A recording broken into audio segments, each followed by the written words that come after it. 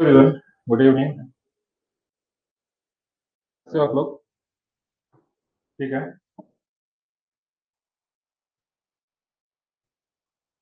बिल्कुल लाइव ही है।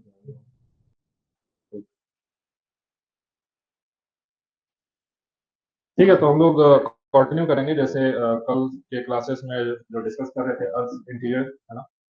तो वहीं से फिर आगे डिस्कस करते हैं। ठीक है।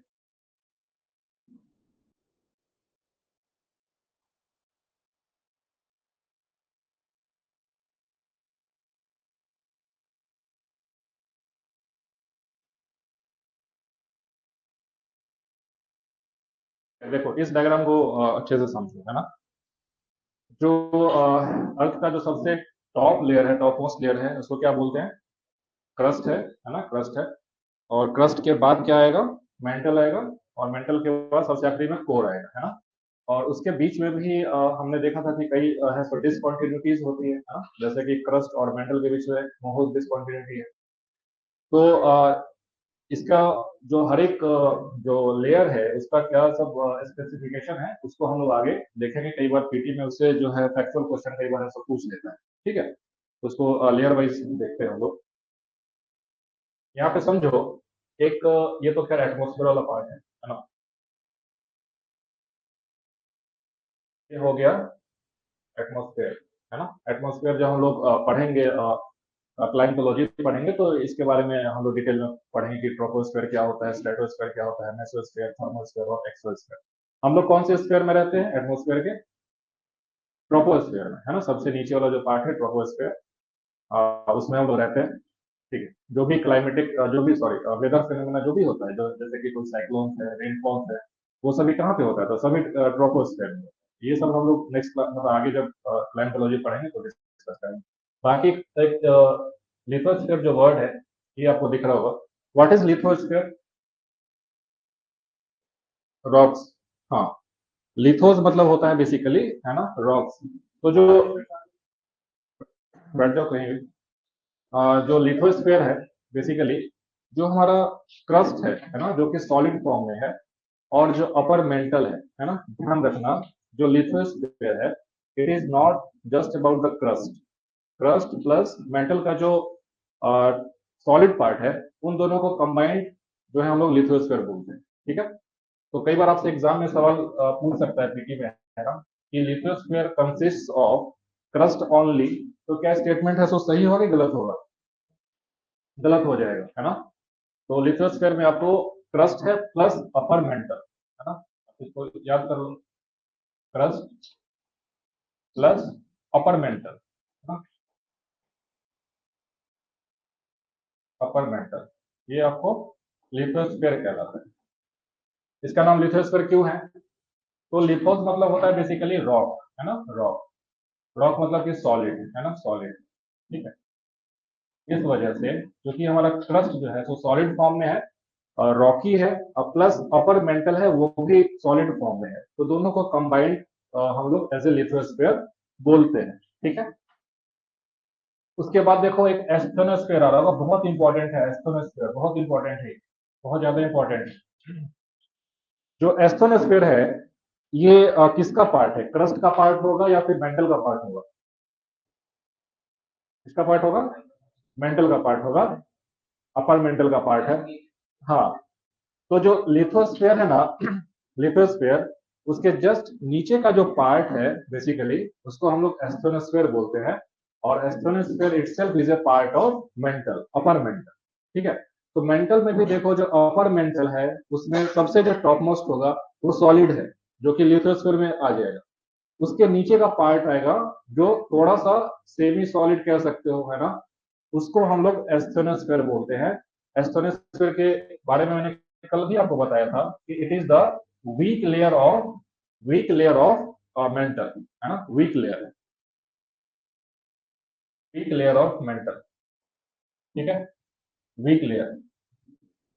जब आप प्लेट टेक्टोनिक्स के बारे में पढ़ोगे तो वहां पे एक जो थ्योरी का जो एक पॉइंट है कि lithosphere floats on the asthenosphere. ठीक है, इसको आप याद कर लो, लिख लो, है ना? Lithosphere floats on the asthenosphere.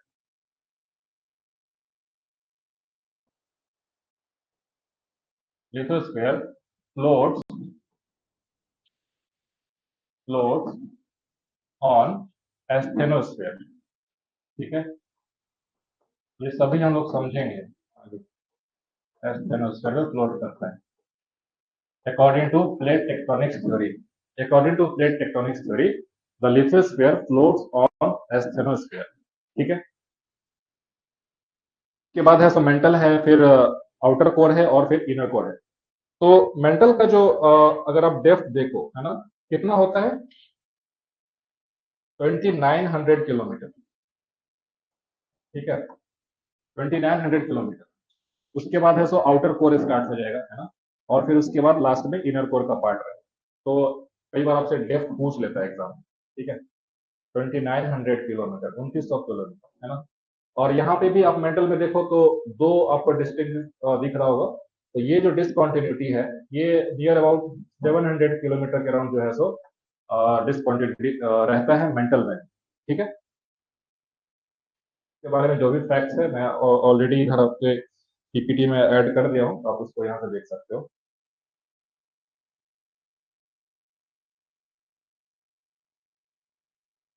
ये थोड़ा गड़बड़ है, जैसे कि पेज स्लाइड करते हैं तो पिछले पेज का जो लिखा हुआ इधर ही आ जाता है, ये थोड़ा सा दिक्कत है।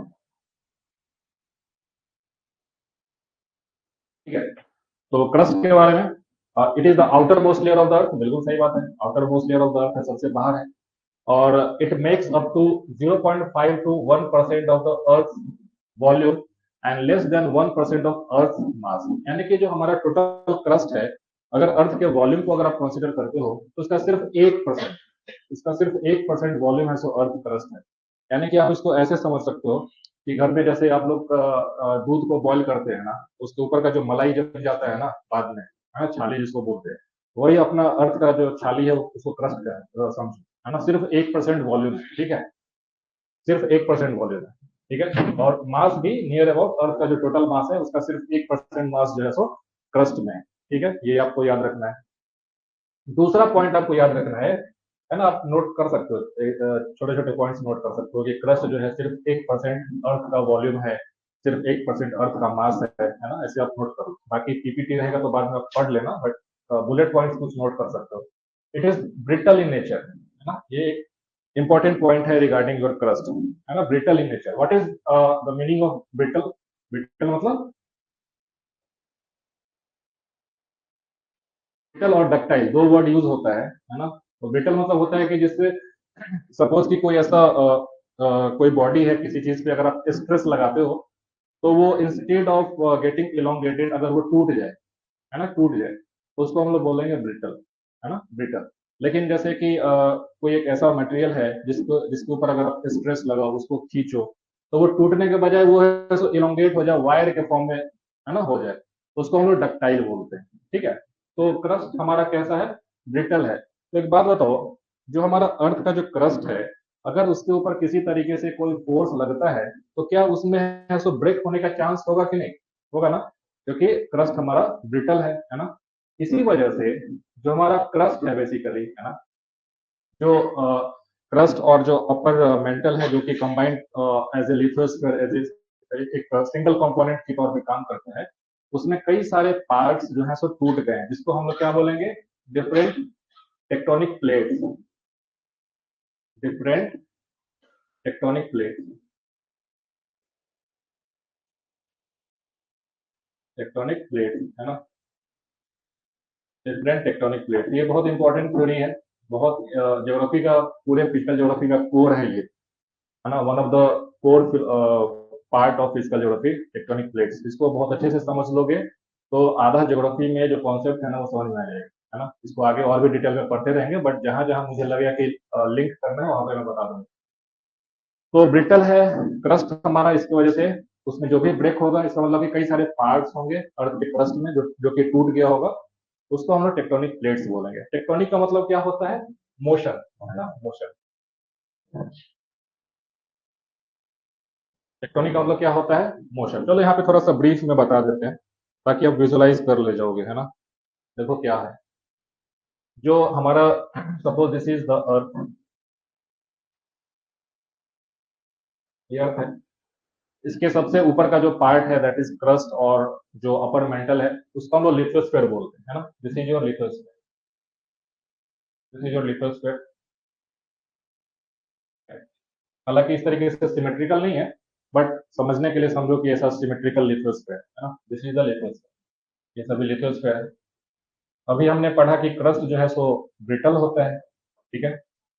तो इसके वजह से क्या होगा कि लिथोस्फीयर में, है ना, कई तरह के प्लेट जो है सो टूट गया हो, है ना, कुछ पार्ट, है ना।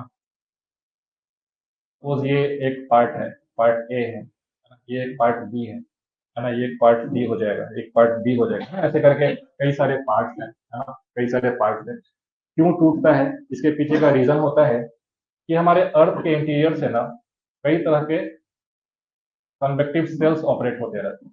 कितना लोग इसके बारे में कभी पहले पढ़े हो या फिर फर्स्ट टाइम पढ़ रहे हो? कोई पढ़े हो ज्योग्राफी में कभी कन्वेक्टिव सेल के बारे में पढ़े हो? मतलब बहुत कम ही लोग पढ़े। तो देखो इसके पीछे का रीजन क्या है। जो हमारा आउटर कोर है ना, आउटर कोर है, कल मैंने आपको बताया था कि आउटर कोर जो है सो सॉलिड फॉर्म में है कि लिक्विड, किस में है आउटर कोर? लिक्विड फॉर्म में है। कल कुछ लोग एब्सेंट थे क्लास में, है ना। कल का क्लास अगर आपने नहीं देखा है तो देख लेना, बहुत इंपॉर्टेंट क्लास है।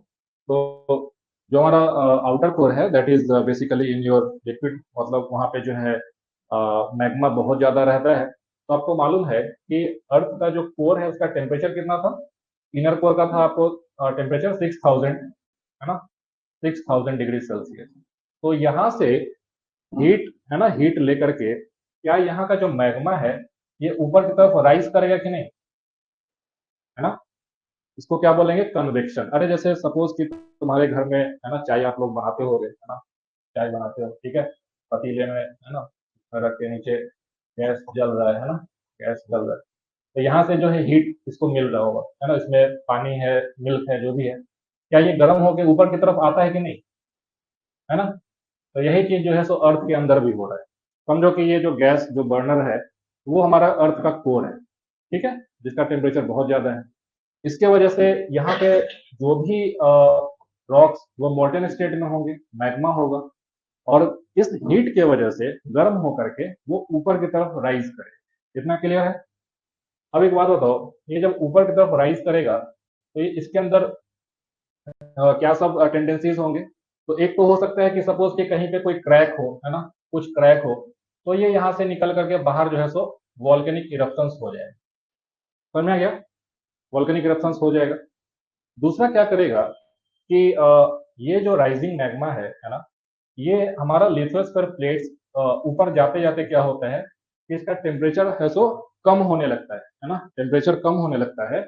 और इसके वजह से जैसे जैसे ऊपर जाएगा, तो सपोज कि यहाँ से मैग्मा ऐसे राइज करके आया और ये लिथोस्फीयर है ना, तो इसके पास ऐसे पहुंचेगा और फिर इसको, क्योंकि ये ठंडा भी हो चुका है, एनर्जी कुछ लूज भी किया है, इसके वजह से ये वापस सबडक्ट होना स्टार्ट करेगा, है ना, सबडक्ट होना स्टार्ट करेगा। तो क्या इसके ऊपर है सो एक ड्रैग क्रिएट करेगा कि नहीं? ड्रैग क्रिएट करेगा, उसके साथ अपने मतलब जिधर की तरफ सिंक कर रहा होगा मैग्मा उधर की तरफ उसको मूव करेगा। तो एक बात बताओ कि क्या ये जो हमारा लिथोस्फीयर है इसके ऊपर फोर्स इधर की तरफ लगेगा कि नहीं, है ना, लगेगा कि नहीं? समझ में आ गया? तो इसी वजह से जो हमारा लिथोस्फीयर है उसके अंदर इंडोजेनेटिक फोर्सेस की वजह से स्ट्रेस डेवलप होता है, और उसके अंदर एक आप बोल सकते हो कि टेक्टोनिक मोशन जो है सो जनरेट होता है ना। तो डिपेंडिंग अपॉन कि उसके नीचे किस तरीके का कन्वेक्टिव सेल है, सपोज कि यहाँ पे एक कन्वेक्टिव सेल इस तरीके से ऑपरेट हो रहा होगा, है ना, ये देखो इधर से आ रहा है, ये इधर से आ रहा है, तो यहाँ पे फोर्स इधर की तरफ लगेगा और यहाँ पे फोर्स इधर की तरफ लगेगा। तो ये अगर दो पार्ट है अपना लिथोस्फीयर का, तो क्या वो दोनों आपस में एक दूसरी तरफ टकराएंगे कि नहीं? टकराएंगे ना। तो जब ऐसे दो प्लेट्स टकराएंगे तो क्या होता है वहां पे, ये सब बस समझो, आगे हम सब बताएंगे डिटेल में। माउंटेन्स बनते हैं, पहाड़ बनते हैं। किस तरीके का पहाड़ बनता है, क्या बोलते हैं उसको? कोल्ड माउंटेन्स बोलते हैं, है ना, कोल्ड माउंटेन्स, जैसे कि हिमालयाज, है ना, हिमालयाज। आप अपने एनसीईआरटी में पढ़े भी होंगे कि हिमालयाज जो है एक कोल्ड माउंटेन है, और इंडियन प्लेट और ऊपर में यूरेशियन प्लेट के कन्वर्जेंस की वजह से हिमालयाज का फॉर्मेशन हो गया, ठीक है।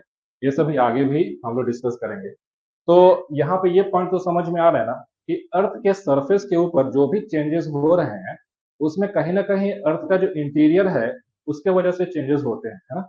बाकी सरफेस पे अगर सपोज कि कहीं पे इरोजन हो गया, है ना, कहीं पे वाटर्स की वजह से इरोजन है, कुछ भी है, उसको हम लोग एक्सोजेनेटिक फोर्सेस बोलते हैं, है ना, एक्सोजेनेटिक।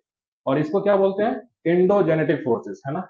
आप ये याद कर लो, है ना, endogenetic forces, endogenetic forces, endogenetic या फिर इंडोजेनिक। इंडोजेनिक भी कई जगह लिखा रहता है, कई जगह इंडोजेनेटिक भी लिखा रहता है। इंडोजेनिक और इंडोजेनेटिक बोथ आर यूज्ड। तो इंडोजेनिक फोर्सेस मतलब those forces which are generated from within the earth crust, from within the earth, from the interiors of the earth, those forces will be called as endogenic forces। और उसके पीछे का responsible factor क्या है, these convective cells, these convective cells, समझ आ गया, these are the convective cells,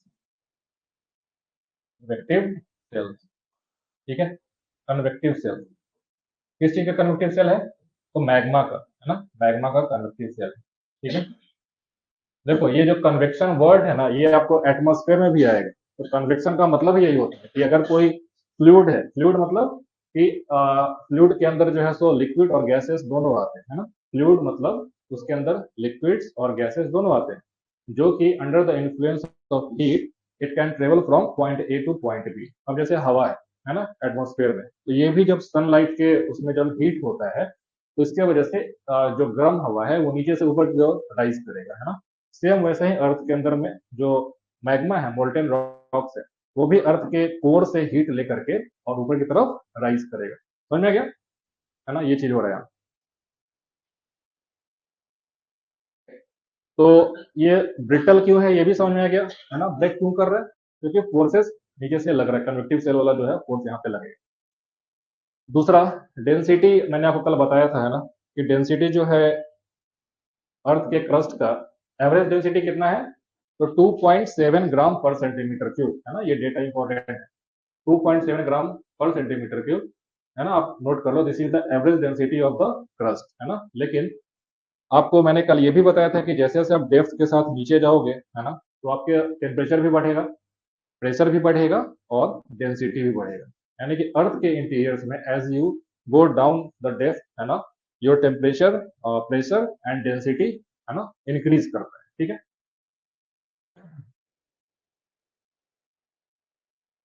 कल मैंने आपको बताया था क्रस्ट के बारे में कि एक ओसेनिक क्रस्ट होता है और एक कॉन्टिनेंटल क्रस्ट होता है ना, मैंने आपको बताया था। कॉन्टिनेंटल क्रस्ट किस चीज से बना होता है बताओ, सियाल से। सही है, सियाल सही है, ओल्डर क्लासिफिकेशन के हिसाब से सियाल सही है। बट ऐसे देखो तो ग्रेनाइटिक होता है ना। तो continental crust is made of granite, granite. या फिर अगर सियाल भी रहे, अगर सपोज वहां ऑप्शन में, तो वो भी आप लगा सकते हो। और ओसनिक क्रस्ट किसका बना होता है, बसाल्ट, बसाल्ट का, है ना। या फिर सीमा, इसको ओल्डर क्लासिफिकेशन के हिसाब से बोलते हैं, ठीक है। एक चीज ध्यान रखना कि oceanic crust is more denser then continental crust. जो ओसनिक क्रस्ट होता है उसका जो डेंसिटी होता है उसका कॉन्टिनेंटल क्रस्ट से ज्यादा होता है ना, ये पॉइंट याद रखना, ठीक है। दूसरा आपको याद रखना है कि अगर थिकनेस की बात करो, थिकनेस की बात करो, तो जो कॉन्टिनेंटल क्रस्ट है उसका थिकनेस ज्यादा होगा, ठीक है। जो ओसनिक क्रस्ट है उसका थिकनेस कम है ना, याद रखना। Continental crust is more thicker than oceanic crust, ठीक है। अगर कहीं पे माउंटेन रेंजेस है, जैसे कि हिमालयाज है, अगर वहां पे अगर आप कॉन्टिनेंटल क्रस्ट का अगर आप थिकनेस मेजर करोगे तो वो बाकी जगह से भी ज्यादा होगा, है ना। Even in the range of 70 kilometre thick हो जाता है ना, in the areas of major mountain ranges, है ना, याद रखना। दूसरा है, एक इंपॉर्टेंट डेटा ये है, the temperature increases by as much as 30 degree Celsius for every kilometre in the upper part of the crust. यानी कि जो क्रस्ट है अगर उसमें आप 1 किलोमीटर अगर डेप्थ पे आप जाते हो नीचे, तो 30 डिग्री सेल्सियस बढ़ जाएगा, है ना। This is the average rate, है ना, कि डेप्थ के हिसाब से क्रस्ट में 1 किलोमीटर पे 30 डिग्री सेल्सियस बढ़ गया। तो अगर 2 किलोमीटर नीचे गए तो 60 डिग्री सेल्सियस बढ़ गया, 3 किलोमीटर पे पहुंचे 90 डिग्री सेल्सियस बढ़ जाएगा। 4 पे जाओगे तो 120 हो जाएगा। तो सोचो कितना रफ्तार से जो है क्रस्ट के अंदर टेम्परेचर राइज हो रहा है। तो इस वजह से हम लोग, this is not practically possible for us to get, है ना, to the very deep of the earth. इस वजह से हम लोग जो इनडायरेक्ट सोर्सेस हैं अर्थ के इंटीरियर्स को जानने का, उस पर हम लोग ज्यादा रिलाई करते हैं, है ना। ठीक है, यहाँ तक क्लियर है। ये सब आप नोट डाउन कर लेना। बाकी ये पीपीटी आपको मिल जाएगा, यहाँ से भी आप पढ़ सकते हो। बाकी एनसीईआरटी देखो, एग्जाम में जो सवाल आपको बीपीएससी में या फिर कुछ इस तरीके पे आएगा ना, तो 90% केस में जो है वो जो डेटा होता है ना एनसीईआरटी में जो दिया है वही पूछता है अधिकतर केस में। कभी ऐसा रेयर होता है कि कुछ कॉम्पिटेटिव एग्जाम में जैसे यूपीएससी में कुछ ऐसा हाई फाई सवाल पूछ ले और ये लोग उसको कॉपी पेस्ट कर दे वहां से, है ना। लेकिन यूपीएससी में क्या है कि अगर आप फिजिकल ज्योग्राफी का अगर आप प्रैक्टिस करते हो from the previous year question, जो कि पिछले 30-40 साल से पूछा जा चुका है, that is more than enough to get command on your this subject. समझ में गया, वहां पे जो भी क्वेश्चन पूछा गया है ना उसको बस देख लो कि हाँ इसका मतलब क्या है, ये कैसे काम करता है, इसमें क्या डेटा कुछ नया चेंजेस हुआ है क्या। वहां से आपको जो है बहुत सारा चीज जो है एग्जाम में हेल्पफुल हो जाता है। ठीक है, बाकी कॉन्सेप्ट बिल्डिंग है, उसको समझ के रखोगे टॉपिक्स, तो अगर कॉन्सेप्चुअल सवाल पूछेगा तो वो गलत नहीं होगा। कई बार फैक्चुअल क्वेश्चन होता है कि अब जैसे ज्योग्राफी में पूछ देगा कि बताओ ये लेक कहाँ पे है ना। तो वैसा क्वेश्चन अगर आपने कभी पढ़ा हो, है ना, किसी बुक में देखा हो, याद हो, तो शायद एग्जाम में कर ले जाओ। लेकिन अगर सपोज कि स्टेटमेंट बेस्ड सवाल बनाने लगे, है ना, कि cold mountains are formed at the convergent plate boundaries, अगर ऐसा कुछ सवाल बना दे, तो अगर आपको कॉन्सेप्ट क्लियर है तो आप कर ले जाओगे उसको, है ना। तो कॉन्सेप्ट पे ज्यादा ध्यान देना है। फैक्ट्स का कोई ये नहीं है, लिमिट नहीं है, लेकिन हाँ एटलीस्ट एनसीईआरटी में जो फैक्ट्स है प्लस जो पीवाईक्यूज में क्वेश्चन पूछे जा चुके हैं उसमें जो फैक्ट्स है उसको एटलीस्ट माइंड में रखना है। वो आपको घूम फिर के सवाल जो है किसी न किसी एग्जाम में, है ना, सो देखने को मिल ही जाता है। ठीक है।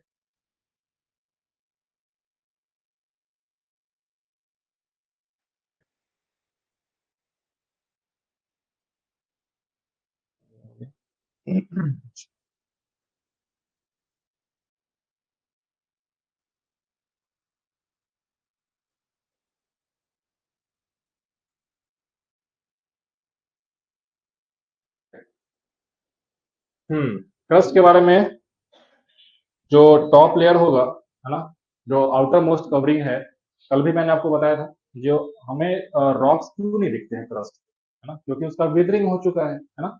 इग्नियस रॉक्स हमें डायरेक्ट नहीं दिखते, है ना। इस वजह से जो टॉप लेयर है क्रस्ट का वो सेडिमेंट्री रॉक्स के तौर पे हमें दिखाई देता है। ठीक है, लेकिन अगर आप उसके नीचे जाओगे तो ग्रेनाइट का बेस होगा, है ना, या फिर बसाल्ट का बेस होगा, है ना। तो वही स्टेटमेंट पहला लिखा गया है, the outer covering of the crust is of sedimentary material, है ना, and below that like crystalline igneous and metamorphic rocks which are acidic in nature, है ना। ये आगे हम लोग देखेंगे आज क्लास में कि अगर कभी बोला जाए कि रॉक्स जो है वो एसिडिक है और बेसिक है, इसका क्या मतलब होता है, वो आगे क्लास में हम लोग देखेंगे। ठीक है, क्योंकि इसका फर्क कहाँ पे पड़ता है ना। तो किस तरीके का वॉल्केनो, है ना, उसका जो लैंडफॉर्म बनेगा ना, इट विल डिपेंड अपॉन कि which kind of lava is getting erupted from a particular volcano, है ना। तो लावा का दो टाइप होता है बेसिकली, है ना। आगे आज के क्लास में है, वोल्केनो वाले क्लास में है। लावा का दो टाइप होता है, एक बेसिक लावा होता है ना, और एक एसिडिक लावा होता है। ठीक है ना, आगे अभी बताएंगे। ठीक है, जो बेसिक लावा होता है उसमें मेटल का कंटेंट ज्यादा होता है, जैसे कि आयरन का, मैग्नीशियम का, है ना। और जो एसिडिक है उसमें सिलिका कंटेंट ज्यादा होगा, है ना। इसके वजह से क्या होगा, बेसिक लावा जो है आप उसमें टेम्परेचर ज्यादा होता है, उसका जो विस्कोसिटी है वो कम होता है ना, वो आगे देख लेंगे। ठीक है, बाकी ये मैंने बताया continents are compose of lighter silicates, silica plus aluminium also called as Cl, है ना, while the oceans have the heavier silicates, silica plus magnesium, इसलिए सीमा बोलते हैं ना। ये तो भी मैंने आपको बताया था। However, this classification is now obsolete, यानी कि ये आउट ऑफ डेट है ना, बट एग्जाम में अभी भी पूछा जाता है, क्योंकि उस समय जो भी साइंटिस्ट थे उनके पास वो उतना एविडेंसेस ये सब कलेक्ट करने का टूल्स नहीं था। इस वजह से बस जो कॉन्टिनेंटल क्रस्ट है या फिर ओशनिक क्रस्ट है उसके केमिकल कंपोजिशन को स्टडी करके उन्होंने एक आइडिया दिया कि सियाल और सीमा का आइडिया ऐसा कुछ उन्होंने दिया होगा। ठीक है, ये उतना इंपॉर्टेंट नहीं है, इसको छोड़।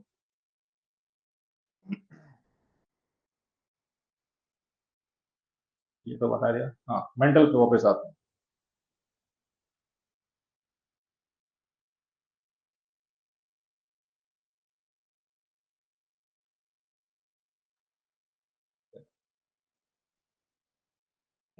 सेकेंड लेयर क्रस्ट के बाद mental, it forms about 84% of the earth volume, ठीक है। यानी कि देखो अर्थ का जो वॉल्यूम है उसमें सबसे ज्यादा प्रोपोर्शन किसका है, मेंटल का है। तो अगर कभी एग्जाम में सवाल ऐसा बना दे कि which of the following statements are correct regarding earth interior, और वहां पे लिख दे कि कोर फॉर्म्स द या फिर constitute the maximum volume of the earth, तो क्या वो स्टेटमेंट गलत होगा कि नहीं होगा, है ना, गलत हो जाएगा। तो याद रखना है कि मेंटल जो है दैट कॉन्स्टिट्यूट ऑलमोस्ट 84%, है ना, 84%। ये डेटा एनसीईआरटी में कई जगह पे 80% लिखता है, कहीं पे 85 लिखता है, बट एनसीईआरटी मेंशंस 84%, तो आपको एनसीईआरटी के हिसाब से चलना है, ठीक है। अगर एनसीईआरटी लिख दे कि मेंटल कॉन्स्टिट्यूट्स ओनली 4%, तो उसको भी वही मान लेना है, ठीक है, लेकिन 84% है, ठीक है। And it holds 67% of the earth mass, ठीक है। और जब आप क्रस्ट की बात कर रहे थे, क्रस्ट में तो कितना था, 1% मास था अर्थ का, बट यहाँ पे मेंटल कितना है, 67%, है ना, यानी कि 2/3 आप देख सकते हो, ऑलमोस्ट 2/3 अर्थ का जो मास है वो कहाँ पे है, तो अर्थ के मेंटल वाले लेयर में है, ठीक है, ऑलमोस्ट 2/3 हो जाएगा ये, 2/3 मास ऑफ द अर्थ, ठीक है। It extends from Moho's discontinuity to a depth of 2900 kilometre. तो ये इंपॉर्टेंट है, कल भी मैंने आपको बताया था कि मोहोज डिसकंटिन्यूटी किसके बीच में है, तो क्रस्ट और मेंटल के बीच में, है ना, मोहोज डिसकंटिन्यूटी। तो वहां से स्टार्ट होकर के और नीचे 2900 किलोमीटर तक, डेप्थ तक, है ना, सपोज कि ये क्रस्ट है ना, इसके बाद यहाँ पे एक मोहोज डिसकंटिन्यूटी है, तो यहाँ से लेकर के आप 2900 किलोमीटर डेप्थ तक जाओगे, तो ये सभी मेंटल का पार्ट हो जाएगा, है ना, मेंटल का पार्ट हो जाएगा, ठीक है। तो ये डेटा याद रखना, ये इंपॉर्टेंट है बहुत, 2900 किलोमीटर, है ना, ये एग्जाम में कई बार पूछता है, ठीक है। फिर जो मेंटल है उसमें भी आप देखो, तो density of the upper mantle, it varies between 2.9 gram per centimetre cube two 3.3 gram per centimetre cube, ठीक है। और crust in upper mantle, yes, ठीक। Upper portion of the mantle is called asthenosphere, है ना, मैंने अभी जस्ट पीछे आपको बताया कि एस्थोनोस्फेयर जो है सो मेंटल का अपर पार्ट है, और उसको एस्थोनोस्फेयर क्यों बोला जाता है, the word astheno means weak, weak. It is considered to be extending up to 400 kilometre, यानी कि जो कहीं पे 700 किलोमीटर भी लिखता है ना, ये कोई डेटा कंफर्म फिक्स नहीं रहता है, कई बार 700 किलोमीटर भी लिखा रहता है। तो जो एस्थोनोस्फेयर है ये किसका पार्ट है, क्रस्ट का पार्ट है कि मेंटल का पार्ट है, मेंटल का पार्ट है ना, मेंटल का पार्ट है। एस्थोनोस्फेयर जो है सो क्यों उसको बोलते हैं एस्थोनोस्फेयर, क्योंकि ये वीक है ना, in comparison to the other part of the mantle, weak, है ना। ये आप समझना कि जो एस्थोनोस्फेयर है, it is not in liquid phase, liquid medium में नहीं है, और वो सॉलिड भी नहीं है ना, उन दोनों के बीच का है, समझ में गया। उसके ऊपर जो है लिथोस्फेयर है सो फ्लोट कर रहा होगा, है ना, ऐसा थ्योरी है प्लेट टेक्टोनिक्स का, ठीक है। द लोअर मेंटल, जो लोअर मेंटल है, it extends beyond the asthenosphere and it is in a solid state, ठीक है। तो एस्थोनोस्फेयर से जो नीचे का पार्ट है वो बिल्कुल सॉलिड स्टेट में है ना, उसमें हालांकि जहाँ पे मैग्मा इंक्लूड करेगा वहां पे कुछ मॉल्टेन रॉक्स हो सकते हैं, बट अगर ओवरऑल देखोगे उस पार्ट को, जो लोअर मेंटल है that is in solid state, समझ में गया। इसी वजह से याद आ रहा होगा कि जो पी वेव्स थे वो क्या बोलते हैं, इस वाले पार्ट में पहुंच रहा था, है ना, लोअर मेंटल में पहुंच रहा था, बट उसके बाद जैसे ही आउटर कोर आया जो कि लिक्विड में था, तो पी वेव्स तो डेविएट होके इन कर जाएगा, बट एस वेव्स वहां से, है ना, डाइवर्ट हो गया, डेविएट हो गया। इस वजह से एस वेव्स का जो है शैडो जोन काफी वाइड हो गया, है ना, इस वजह से, ठीक है। The density ranges from 3.3 gram per centimetre cube two 5.7 gram per centimetre cube in the lower mantle. तो जाहिर सा बात है कि जो अपर मेंटल होगा वो लाइट है, बॉयंट है in comparison to the lower mantle, तो यहाँ पे डेंसिटी थोड़ा कम है, but it is more than the density of the crust. बाकी जो लोअर मेंटल है उसका डेंसिटी अपर मेंटल से ज्यादा होगा, है ना, अपर मेंटल से ज्यादा होगा, ठीक है। The mantle is composed of silicate rocks that are rich in iron and magnesium relative to the overlying crust, है ना। तो यहाँ पे जो अपना मेंटल है वहां पे आयरन का सिलिकेट्स और मैग्नीशियम का जो सिलिकेट्स है ना, ये सभी ज्यादा पाया जाता है, बट ये पॉइंट उतना इंपॉर्टेंट नहीं है, इसको याद करने का जरूरत नहीं है ना, ये एग्जाम में कभी नहीं पूछेगा, है ना, इसको याद मत करो।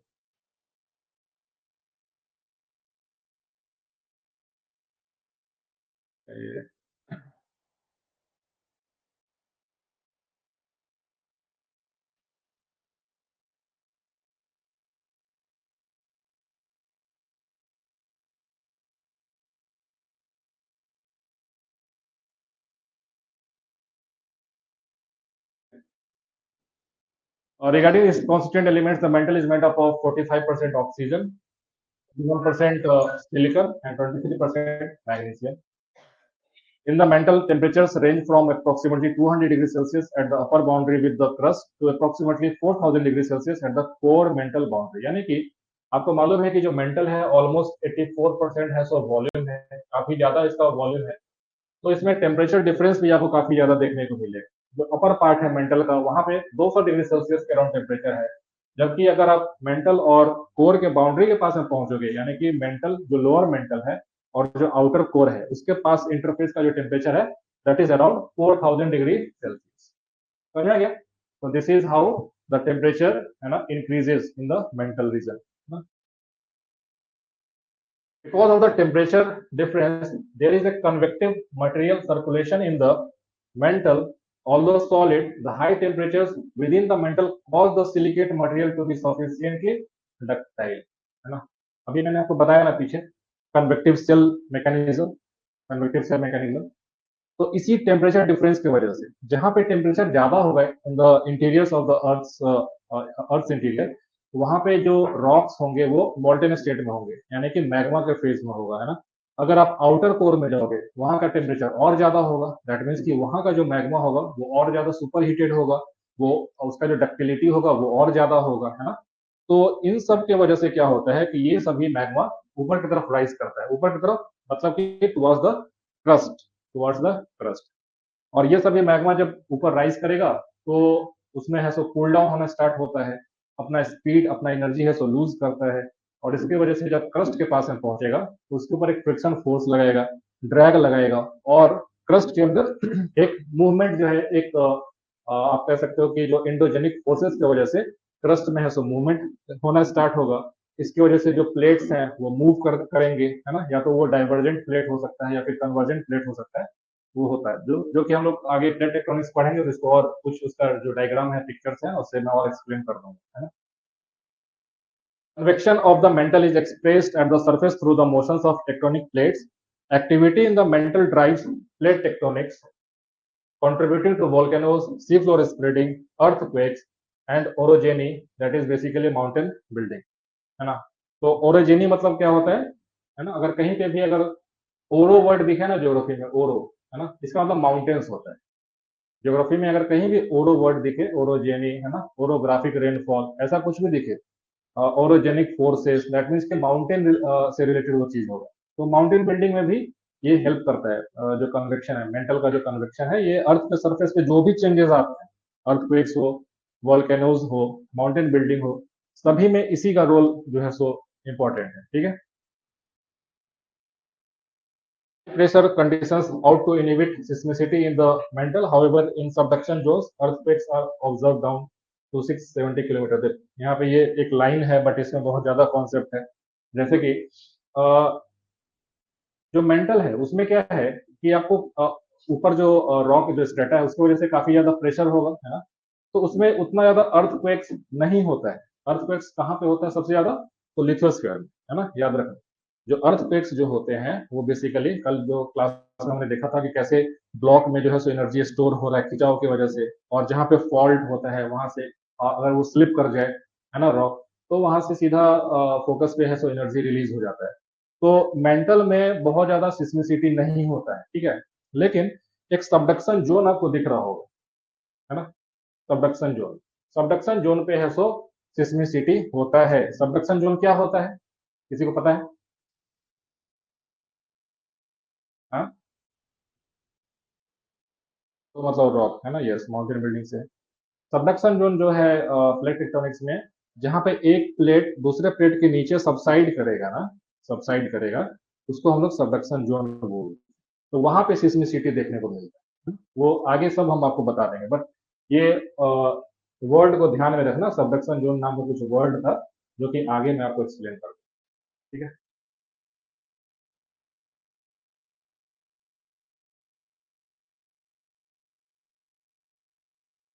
आउटर कोर पे आ जाते हैं।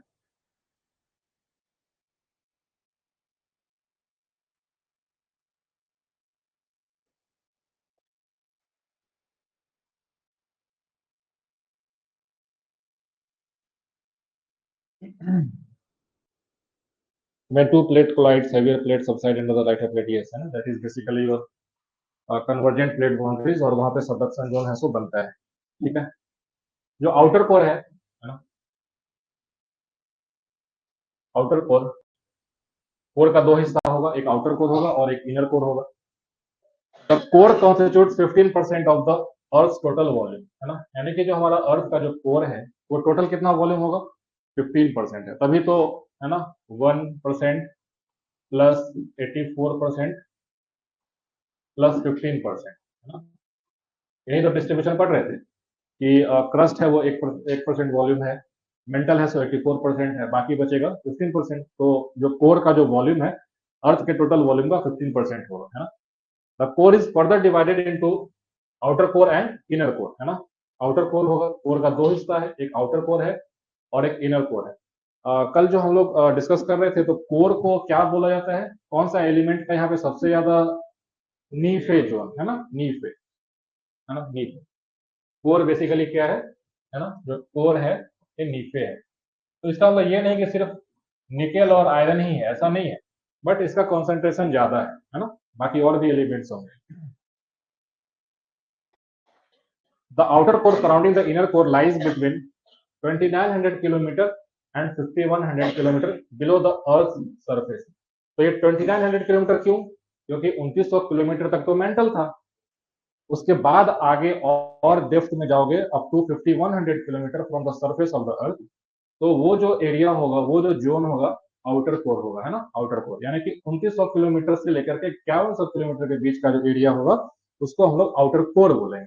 ठीक है, इसके बाद क्या होगा, जब आप इसके 5100 किलोमीटर के बाद जो अर्थ के सेंटर तक पहुंचोगे तो वो इनर कोर हो जाएगा। ठीक है, that will be your inner core.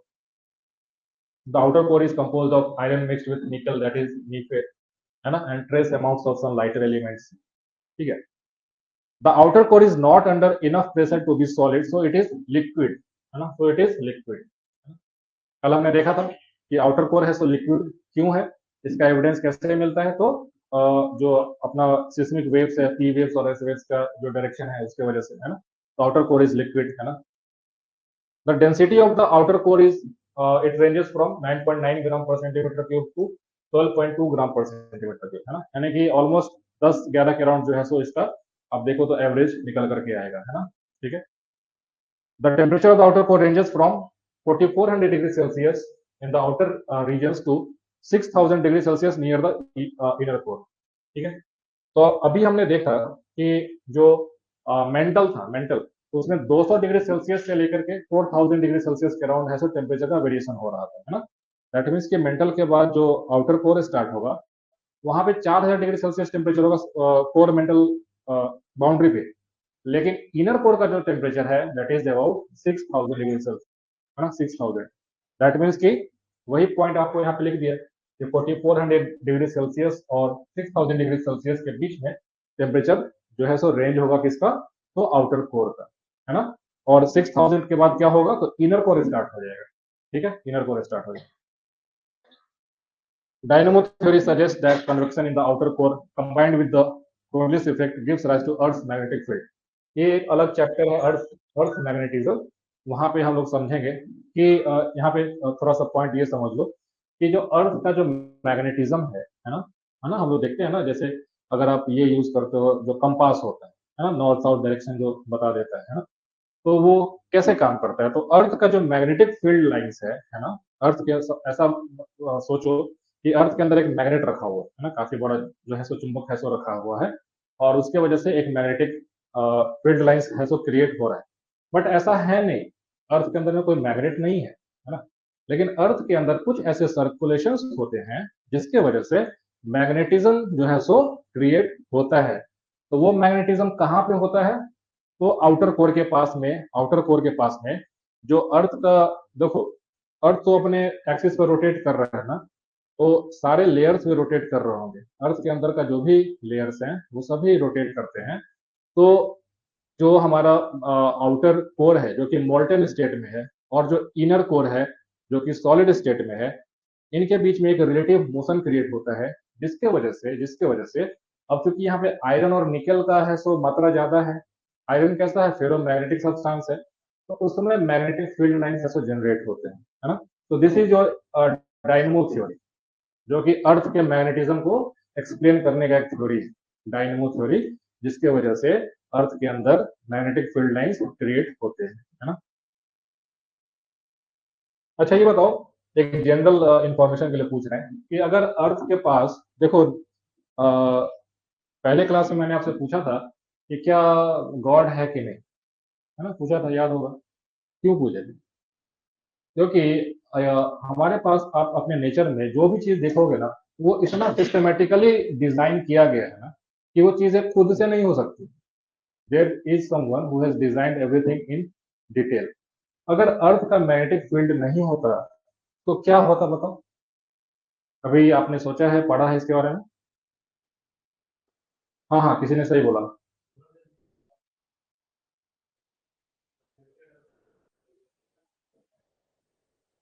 बिल्कुल सही है, देखो बता देते हैं। क्या है कि कभी कभी ना ये सब चीज भी एक्स्ट्रा भी जान लिया करो, है ना। दिस इज योर अर्थ, है ना। और सपोज कि अर्थ का जो ये एक तो नॉर्थ पोल है, साउथ पोल है ना।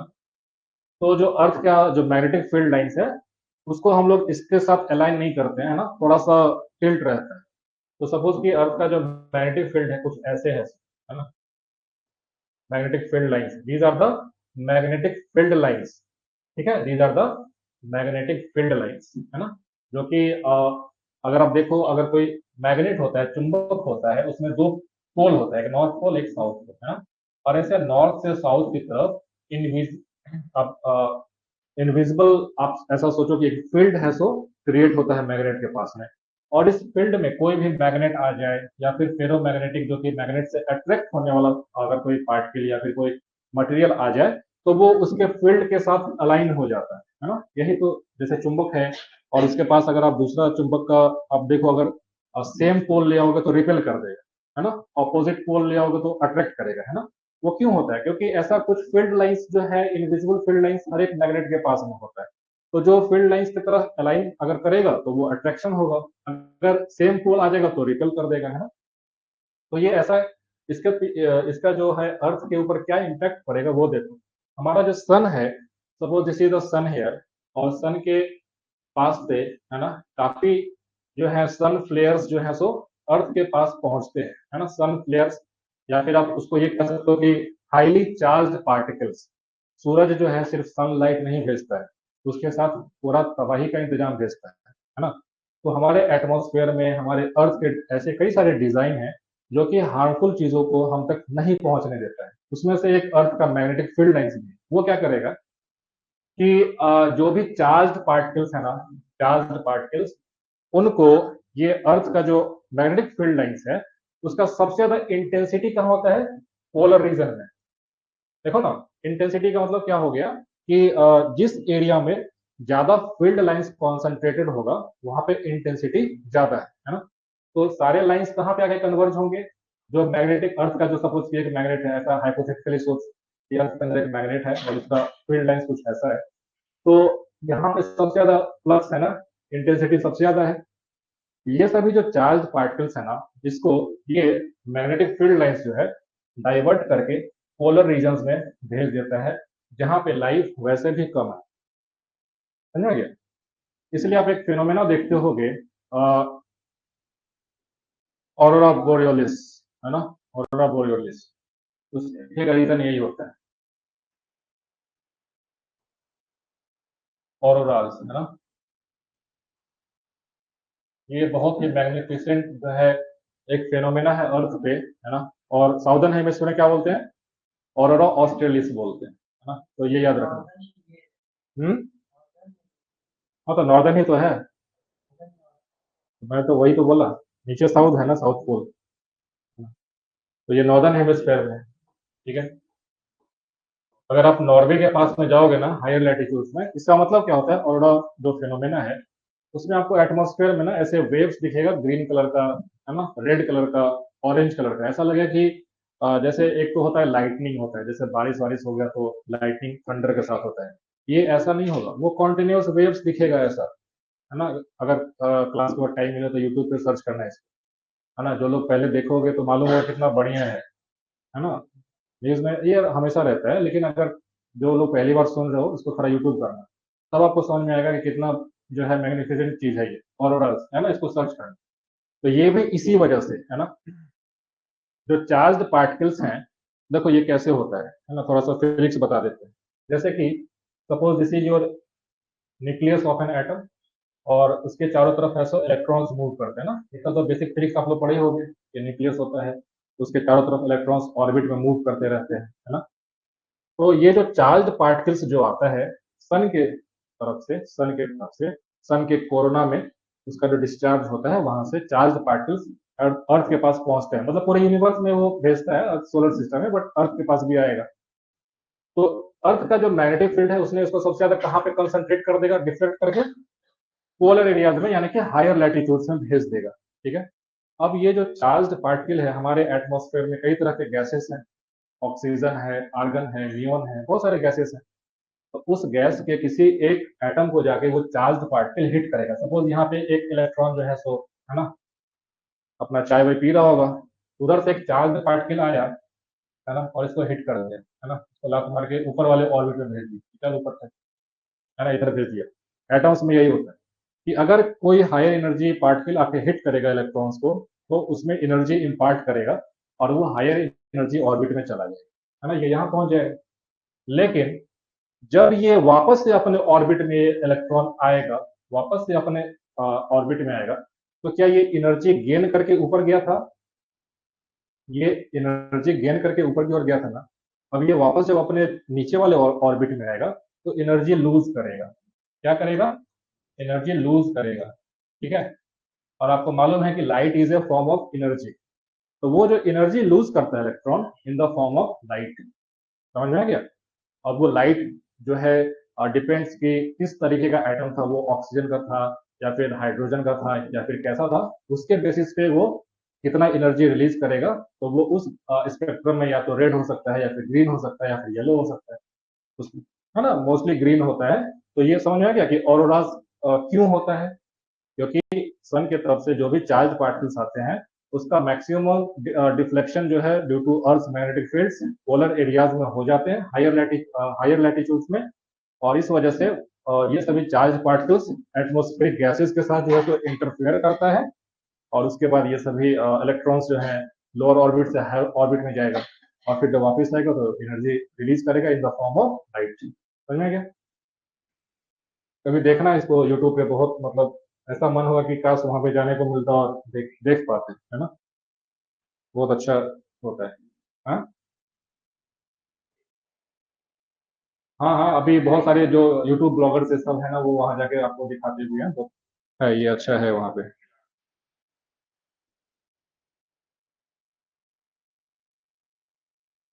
ठीक है, चलो।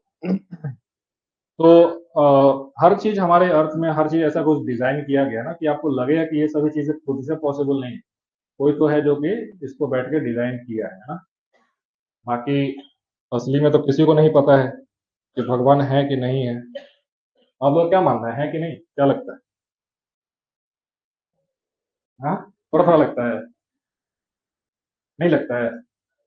हाँ, तुम तो ये भी चंदन टीका करके क्लास में आए हो। ठीक है। कोई है जिसको लगता है कि बिल्कुल भगवान नहीं है, बकवास बात है, ऐसा कोई है क्या? होगा भी तो नहीं बोलेगा, है ना।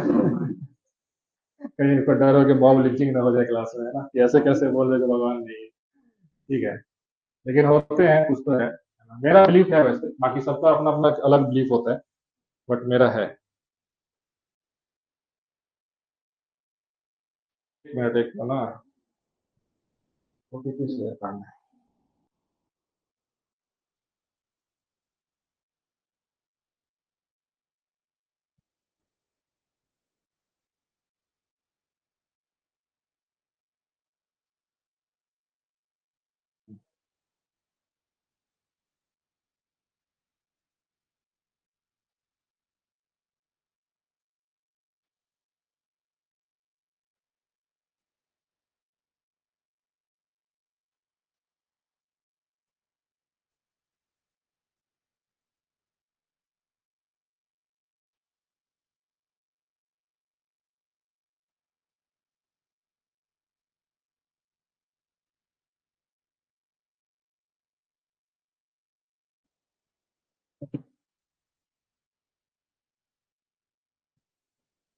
देख, सौरभ राज बोल रहे हैं कि ह्यूमंस आर गॉड इटसेल्फ। बताओ यार।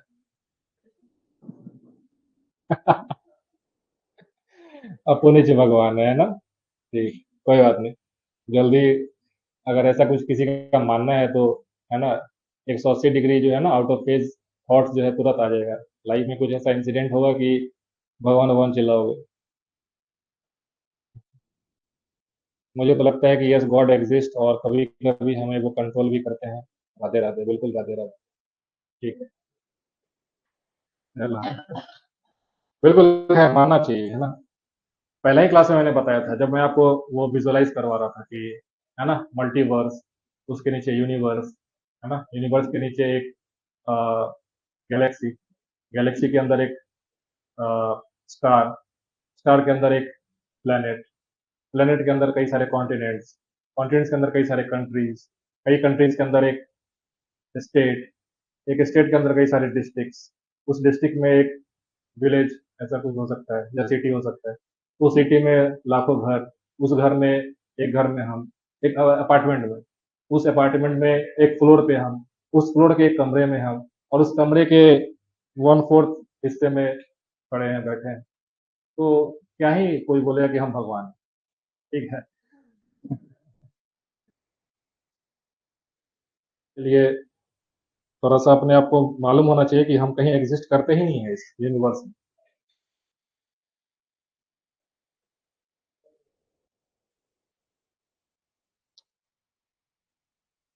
इनर कोर, ये नहीं हुआ ना इनर कोर। हाँ, ये नहीं हुआ।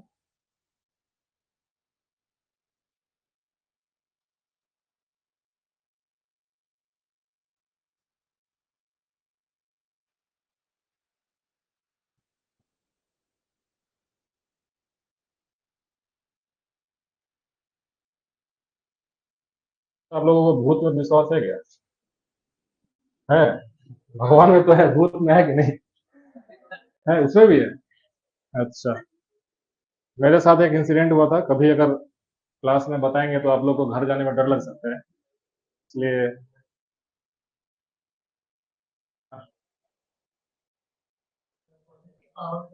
बिल्कुल बिल्कुल बिल्कुल, बिल्कुल बिल्कुल सही बोल रहे हो, है ना। ये सब ठीक है। इनर कोर, है ना, it extend from the centre of the earth to 1500 kilometre below the earth surface. जाहिर सा बात है कि 5100 पे आउटर कोर है, सो एंड होगा, तो वहां से इनर कोर स्टार्ट होगा up to the centre of the earth. ठीक है, यहाँ पे भी देखो तो प्राइमली 80% आयरन है और निकेल है, दैट मीन्स कि नीफे। तो आउटर कोर भी नीफे ही है और इनर कोर भी नीफे ही है, बट बस अंतर ये है कि आउटर कोर है सो लिक्विड फेज में है, इनर कोर है सो सॉलिड फेज में है। क्यों सॉलिड फेज में है? Because of the immense pressure of the weight above, है ना, ऊपर जो भी वेट है क्रस्ट का, मेंटल का और आउटर कोर का, उस वेट के वजह से इतना ज्यादा प्रेशर लग रहा है इनर कोर के ऊपर कि वो चाह के भी लिक्विड स्टेट में नहीं रह पा रहा है ना, वो सॉलिड स्टेट में। ठीक है, it is in solid state, है ना। Inner core rotates slightly faster relative to the rotation of the surface. यानी कि जो अर्थ का जो इनर कोर है, अगर उसका रोटेशन जो ऐसा पाया गया है कि अर्थ के रोटेशन से थोड़ा ज्यादा फास्ट है उसका, है ना, इसकी वजह से रिलेटिव वेलोसिटी जो है इनर कोर और आउटर कोर के बीच में होगा, वहां पे डायनेमो थ्योरी आएगा, उसकी वजह से अर्थ का मैग्नेटिज्म ये सब स्टार्ट हो जाएगा, है ना। तो ये एक थ्योरी है, मतलब ये सभी व्यूज है, साइंटिफिक व्यूज है। उनका मानना है कि अर्थ का जो कोर है, इनर कोर, वो अर्थ के रोटेशन से थोड़ा ज्यादा fast. Solid inner core is too hot to hold a permanent magnetic field. यानी कि जो अर्थ का जो मैग्नेटिज्म है, ये आउटर कोर और जो मेंटल का जो बाउंड्री है ना, उस वाले पार्ट से जनरेट होता है। इनर कोर का टेम्परेचर बहुत ज्यादा है, तो उस टेम्परेचर पे ऐसा माना जाता है कि मैग्नेटिज्म जो है वो एग्जिस्ट नहीं कर सकता, है ना। ये एक पॉइंट है। Density of the inner core ranges from 12.6 gram to 13 gram per centimetre cube. ठीक है, the core, which consists of inner core and the outer core, accounts for just about 15% of the Earth's volume, but 33% of the अर्थ मास, है ना, अर्थ mass. ठीक है, तो अभी हमने देखा था पीछे जो मेंटल था 67% मास था कि नहीं, 67% मास था। क्रस्ट कितना था, 1% मास है ना। देखो दो चीज है, एक वॉल्यूम है एक मास। वॉल्यूम मतलब कि कितना वो एरिया कवर कर रहे हैं ना, जो 3D में आप देखो। मास मतलब कि जो भी अर्थ का टोटल मास है उसमें किसका कितना डिस्ट्रीब्यूशन कहाँ कहाँ पे है। तो सबसे ज्यादा मास का डिस्ट्रीब्यूशन कहाँ पे है, तो मेंटल में 67%, दो तिहाई ऑलमोस्ट। तो बाकी बचा 33% जो कि अर्थ के कोर में होगा, है ना, वन थर्ड। यानी कि one third of the mass of the earth, है ना, कहाँ पे है, it is in the core of the earth. ठीक है, scientist have determined the temperature near the earth centre to be 6000 degree Celsius, यानी कि अर्थ के सेंटर पे 6000 डिग्री सेल्सियस जो है सो टेम्परेचर है।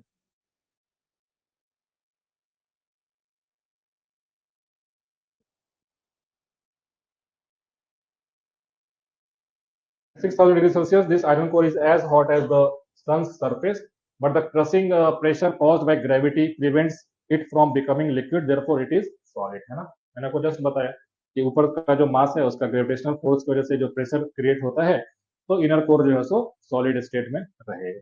ठीक है, यहाँ तक समझ में आ गया। तो अर्थ का जो इंटीरियर है वो आपको क्लियर हो गया ना पिक्चर, है ना, कि कैसे क्रस्ट है, कैसे मेंटल है, कैसे कोर है, क्या उसका वॉल्यूम है, क्या सब है, यही सब जनरल फैक्ट आपसे पूछा जाएगा, है ना। अब यहाँ से जो आगे का जो ये है ना टॉपिक सब, वो थोड़ा कॉम्प्लेक्स होता जाएगा। ठीक है, ये चीज मैंने आपको बताया ना, लिथोस्फीयर एंड एस्थेनोस्फीयर, देख लो क्या है। तो कोई डाउट है कि देखो, जो जो लोग कल का क्लास मिस किए हैं एक बार ऑनलाइन देख लेना, है ना। ठीक है, क्योंकि वो कल का जो क्लास था उसमें और भी चीजें मैंने डिटेल में, है ना, कल बताया।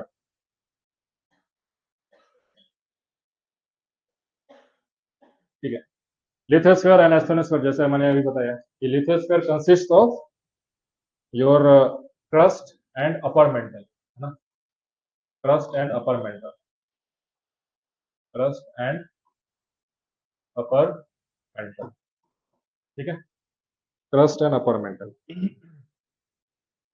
इसका थिकनेस कितना है, तो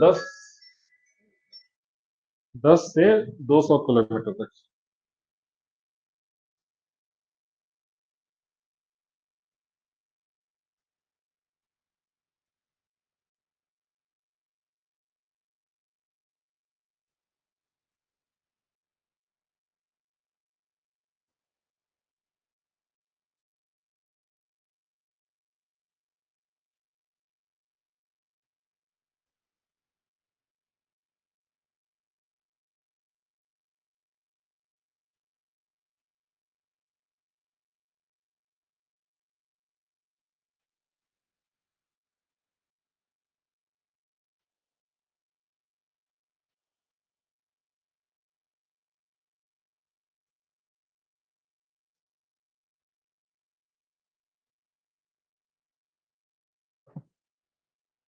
ठीक है, is it includes the crust and the upper part of the mental. ठीक है, lithosphere is broken into tectonic plates, lithospheric plates जिसको बोलते हैं, and the movement of these tectonic plates cause large scale changes in the earth geological structure, folding, faulting, ये सभी जो है इसकी वजह से होता है। ठीक है, ये चीज हम लोग जब प्लेट टेक्टोनिक्स और डिटेल में पढ़ेंगे नेक्स्ट क्लास में आगे और पढ़ेंगे, तो आपको पिक्चर में समझ में आ जाएगा, है ना। तो ये बस इतना ध्यान रखो कि जो लिथोस्फीयर है ये एक एक सिंगल ब्लॉक नहीं है, वो कई सारे टुकड़ों में बटा हुआ है ना, कई सारे टुकड़ों में बटा हुआ है। और एक टुकड़े को क्या कहते हैं, उसको टेक्टोनिक प्लेट कहते हैं। टेक्टोनिक का मतलब क्या होता है, जो कि मोशन, है ना, मोशन है उसमें, है ना, मोशन। यहाँ तक क्लियर है। बाकी एस्थेनोस्फेयर के बारे में मैंने आपको बताया कि एस्थेनोस्फेयर कौन सा पार्ट है, अपर मेंटल का ही पार्ट है, अपर मेंटल का ही पार्ट है, जो कि थोड़ा सा वीक है ना। लोअर मेंटल तो सॉलिड है ना, उससे थोड़ा सा कम समझो कि जो सॉलिड है या फिर जो थोड़ा सा लिक्विड और सॉलिड के बीच का जो फेस है, दैट इज योर एस्थेनोस्फेयर।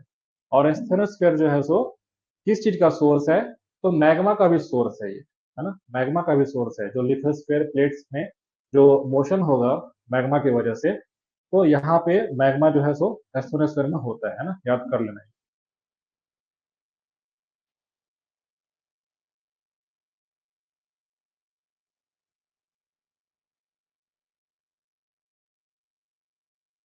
तो एनसीईआरटी को पढ़ लो, है ना। जैसे जैसे हम क्लास पढ़ा रहे हैं ना, आप अपने फ्री टाइम में या फिर जैसे कि सपोज कि 3 दिन 4 दिन मेरा क्लास है, फिर 2 दिन ऑफ है, तो आप उस बीच में ना उन सारे चैप्टर्स को पढ़ लो, है ना। उससे क्या होगा कि आपका मेरे साथ साथ एनसीईआरटी भी खत्म होता जाएगा, और अगर आपको पढ़ते समय कोई डाउट क्रिएट होता है तो आप क्लास में पूछ सकते हो। नहीं तो फिर अगर बाद में सपोज की क्लास हम एंड हो गया और उसके बाद आप एनसीईआरटी पढ़ना शुरू किए, फिर पता चला कि अरे ये लाइन क्या लिख दिया, ये तो समझ में नहीं आ रहा है ना। तो एनसीईआरटी को पढ़ो, कोई भी अगर सपोज की हिस्ट्री क्लास होता है, कोई भी टॉपिक पढ़ रहे हो तो उसको जाके तुरंत एनसीईआरटी से पढ़ लो, है ना। एनसीईआरटी ही आपका सिलेक्शन करवाएगा, इतना ध्यान रखें। The upper portion of the mantle is called as asthenosphere, is called as asthenosphere, है ना। astheno means weak, है ना। it lies just below the lithosphere extending up to 80 to 200 kilometre, है ना। it is highly viscous, है ना, viscous है, mechanically week है, और डक्टाइल है, and its density is higher than that of the crust. तो जाहिर सा बात है कि उसके क्रस्ट से ज्यादा डेंसिटी है, तभी उसके नीचे है ना, तभी उसके नीचे है ना। दीज प्रॉपर्टीज ऑफ द एस्थोनोस्फीयर, है ना, दीज प्रॉपर्टीज यानी कि विस्कस होना, है ना, विस्कस मतलब कि गाढ़ा होना, है ना, विस्कस मतलब गाढ़ा होना, वीक होना, डक्टाइल होने का मतलब कि उसमें है सो अगर फोर्स अगर लगेगा तो इलोंगेशन होगा उसके अंदर में, है ना, इलोंगेशन होगा। इन सब फीचर्स की वजह से ये जो है प्लेट टेक्टोनिक मूवमेंट्स में हेल्प करता है ना। यानी कि asthenosphere helps in the plate motions, है ना, प्लेट मोशंस। जो कॉन्टिनेंटल प्लेट होगा या फिर ओशनिक प्लेट होगा, क्रस्ट का जो पार्ट होगा, उसके मोशन में ये एस्थोनोस्फीयर हेल्प करता है, ठीक है। It is the main source of magma. It is the main source of magma that finds its way to the surface during volcanic eruptions. During volcanic eruptions, है ना। यानी कि जब भी ज्वालामुखी होगा, ज्वालामुखी जो कहीं पे भी अगर आता है, उसका कई सारे टाइप्स होते हैं, तो वहां पे जो मैग्मा, जो मेन जो मैग्मा आता है ना, वो एस्थोनोस्फेयर से आता है। अब आप बोलोगे कि सर मैग्मा तो जहाँ पे मोल्टेन स्टेट होगा वहां से आना चाहिए। आप बोल रहे हो कि सर एस्थोनोस्फेयर तो मोल्टेन है ही नहीं, है ना, मोल्टेन तो कहीं पे नहीं लिख रहे हैं ना। लिख रहे हैं कि इट इज विस्कस है, वीक है, लेकिन क्या मोल्टेन वर्ड यूज किए क्या कहीं पे? नहीं यूज किए। तो फिर मैग्मा कहाँ से आएगा? तो देखो, अगर कहीं पे रॉक जिसके अंदर टेम्परेचर जो है एक सर्टेन रेंज पे है, और उसके ऊपर एक अंडरलाइंग प्रेशर है जो लिथोस्फीयर का, है ना, अगर वो किसी वजह से चेंज होता है, लिथोस्फीयर प्लेट अगर वहां से हटेगा, प्रेशर रिलीज होता है, तो इंस्टेंट वो जो वहां का जो एस्थोनोस्फीयर है ना, वो मैग्मा में कन्वर्ट हो जाएगा। समझ में आ गया? जैसे कि किसी चीज को आप दबा के रखे हुए हो, तो वो तो स्टेबल रहेगा, as a solid, as a jelly form में रहेगा। बट जैसे ही आप प्रेशर रिलीज करोगे, तो वो मैग्मा के फॉर्म में आ जाता है ना। समझ में आ गया? ठीक है।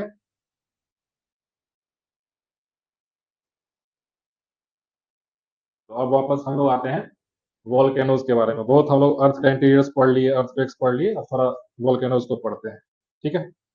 कोई डाउट है किसी को पूछो, अगर ऑनलाइन में कोई देख रहे हो डाउट है तो आप क्वेश्चन लिख लो, मैं आंसर कर दूंगा, है ना। चलो, देखने में कितना अच्छा लग रहा है, लेकिन इसके पास जाएंगे तो क्या हो जाएगा? राख कर देगा, है ना। बिल्कुल। ये बहुत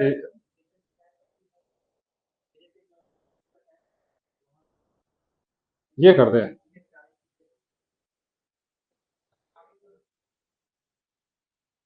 अच्छा, तो जादू हो गया, पहले बताना था ना। बार बार करवा रहे हो, फालतू का लेबर कर रहे हैं। ये, हाँ चलो ठीक, चलो धन्यवाद। ठीक है, तो वॉल्केनो के बारे में पढ़ते हैं। तो वॉल्केनो बेसिकली क्या है ना। तो वॉल्केनो जो है अर्थ के इंटीरियर से जो भी हॉट मैग्मास हैं, अगर वो किसी वजह से, है ना, किसी वजह से, जो कि आगे रीजंस देखेंगे किस वजह से ऊपर आता है, अगर बाहर की तरफ आएगा, है ना, उसको हम लोग वॉल्केनो बोलेंगे, है ना, वॉल्केनिक इरप्शंस बोलेंगे। वॉल्केनो के भी कई सारे टाइप्स होते हैं, कई सारे टाइप्स होते हैं। एक बेसिक आप समझ लो, फिर इसको बता देंगे। देखो,